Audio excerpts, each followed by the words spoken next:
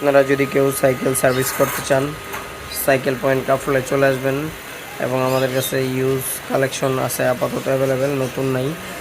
ভেলোসের outlet 602 আছে, একদম fresh condition, super fresh condition. তো ভালো থাকবেন সবাই, আসসালামু আলাইকুম।